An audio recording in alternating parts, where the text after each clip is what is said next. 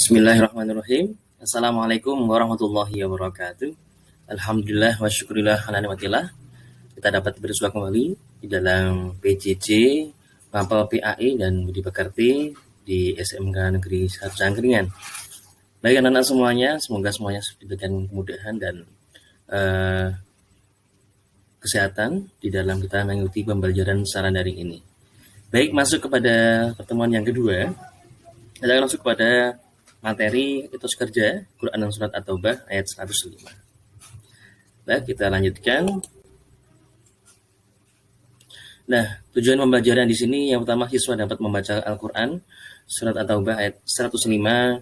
Siswa memahami arti Quran Surat At-Taubah ayat 105. Kemudian siswa memahami tajwid Quran Surat At-Taubah ayat 105.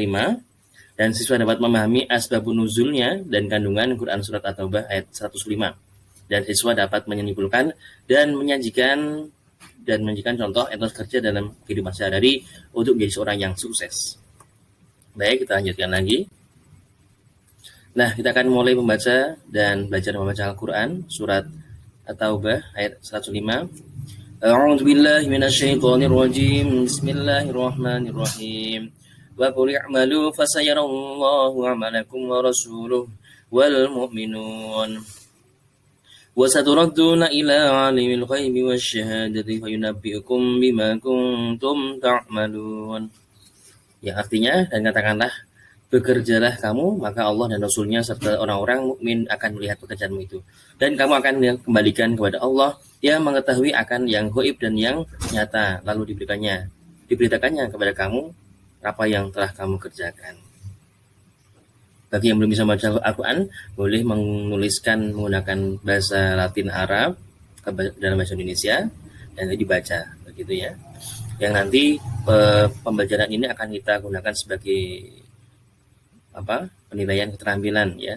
Cara baca kita bagaimana pelafalannya, pembacaannya, begitu. Next. Ya. Mengidentifikasi hukum tajwid ya. Kita akan lihat hukum tajwid di sini ya, fasayarallah ya. Hukum bacanya adalah lam jalalah ya, tafkhim. Yang kedua alaikum wa rasul ya, idhar safawi. Ya, di sini diperhatikan semuanya.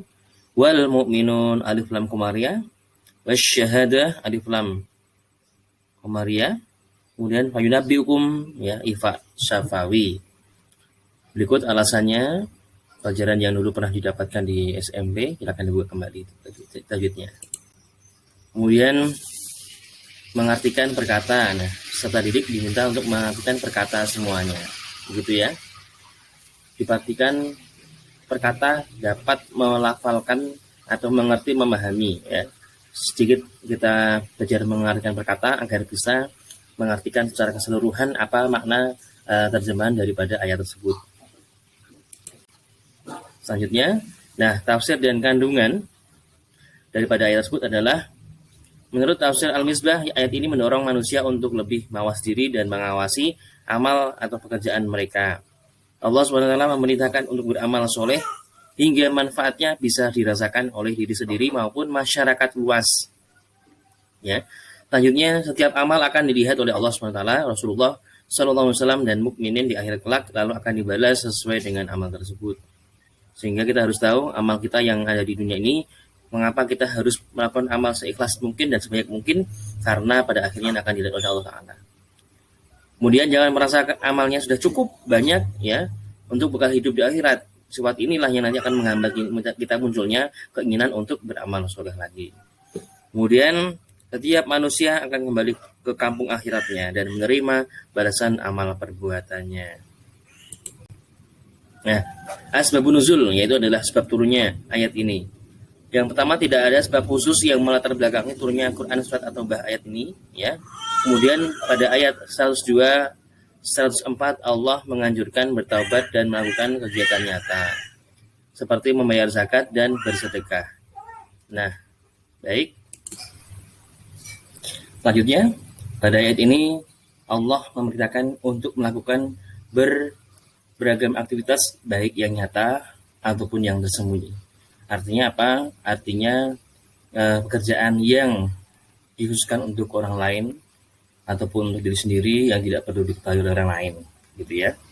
Next, selanjutnya, nah, tujuan bekerja yang utama adalah mencari ridha Allah, di mana bekerja sebagai bentuk penghambaan diri kepada Allah Ta'ala, sebagai bentuk taatnya kita kepada Allah Ta'ala, dan sebagai bentuk kita mengerjakan perintah daripada Allah Subhanahu Wa Ta'ala. Kemudian yang kedua adalah tolak mungkar, yaitu menolak kemungkaran yang terjadi ketika seseorang menganggur. Karena banyak orang yang menganggur, tidak bekerja, banyak sekali hal-hal yang mungkar yang potensinya muncul, gitu ya. Yang selanjutnya adalah amal sosial. Amal sosial ini adalah Islam menganjurkan kita ini bersedekah kepada orang lain, ya. Apalagi di masa pandemi ini kita dianjurkan untuk banyak-banyak memberi kepada orang lain yang tentu membutuhkan, dan memang kita juga harus mengisikan apa yang kita miliki untuk berbagi kepada orang lain. Yang terakhir adalah nafkah keluarga. Nafkah keluarga ini paling penting, di mana seorang suami wajib memberikan atau berkewajiban memberikan nafkahnya baik secara lahir dan batin. Sehingga tujuan bekerja ini menjadi salah satu tugas kita, ya. Seperti Rasulullah SAW pada usia 25 tahun beliau menjadi seorang saudagar kaya raya, gitu ya. Baik, selanjutnya, nah, cara meningkatkan etos kerja, gitu ya. Bagaimanakah cara meningkatkan etos kerja kita biar lebih maksimal? Yang pertama adalah membuat skala prioritas, ya. Kita membuat sebuah visi, target, sebuah planning yang nantinya kita akan bisa terapkan di dalam pelaksanaannya. Yang kedua, meningkatkan semangat, pengetahuan, dan keterampilan, ya. Jadi kita harus memperbanyak perbendaharaan semangat, ya, perbendaharaan kata, pengetahuan, keterampilan, kemudian saling motivasi antara satu dengan yang lainnya. Kemudian menciptakan suasana yang kerja yang nyaman, dan melibatkan teknologi canggih sebagai salah satu pendorong terciptanya kegiatan atau etos kerja yang nyata yang baru. Selanjutnya adalah manfaat perilaku kerja keras, ya, etos kerja. Yang pertama adalah terbiasa menghargai hasil yang selalu diraih. Yang kedua, menjaga martabat diri sendiri. Kemudian yang ketiga adalah wujud sebagai pengabdian diri kepada Allah Subhanahu Wa Ta'ala, dan melatih sifat taat, sabar, dan tawakal. Kemudian, nah, yang terakhir adalah perhatian berikut. Kemukakan pendapat Anda terkait manfaat yang diperoleh setelah mempelajari materi di atas. Silakan kerjakan kuis di Google Classroom Anda yang sudah ada di dalam akun, yang sudah masuk, yang seperti biasa kita kerjakan. Baik, semoga ini bermanfaat, dan jangan lupa jaga kesehatan. Saya akhiri, Assalamualaikum warahmatullahi wabarakatuh.